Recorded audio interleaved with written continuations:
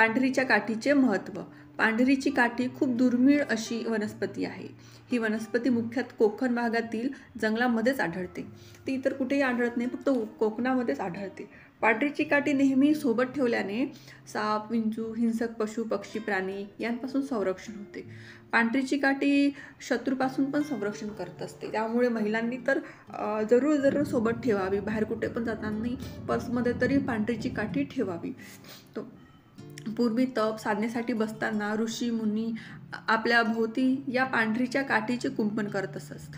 त्यामुळे याचे हिंसक प्राण्यांपासून संरक्षण होत असते. आता काय आहे ना, कलियुगात आता याच हिंसक पशूंवर अतिक्रमण झाल्यामुळे ती प्रवृत्ती माणसामध्ये आलेली आहे. म्हणून आता प्रत्येकाने ही पांढरीची काठी सोबत ठेवावी आणि सोबत ठेवणे खूप गरजेचे झालेले आहे. महिला आणि भगिनींनी तर स्वतःच्या स्वसंरक्षणासाठी नेहमीच ही काठी सोबत ठेवावी.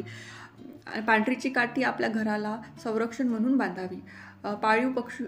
पाळीव पशूंना संरक्षण म्हणून गळ्यात त्यांच्या पांढरीची काठी बांधावी.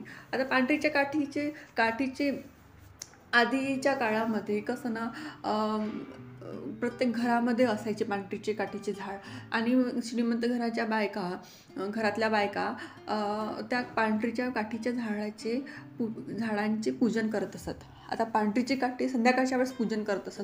आता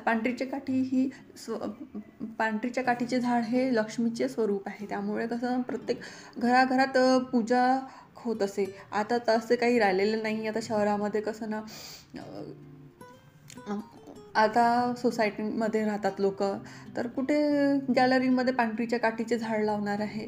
तर कसं त्या पांढरीच्या झाडाचे उत्तर दिशेची जी फांदी असते त्याचे जर लाकूड पांढरीची काठी चं खोड आपल्या घरी ठेवलं तर आणि रोज संध्याकाळी पूजा करावी, म्हणजे कसं ना, लक्ष्मी आपल्या घरात राहते. झालेली सेवा मी स्वामी समर्थांच्या चरणी अर्पण करते.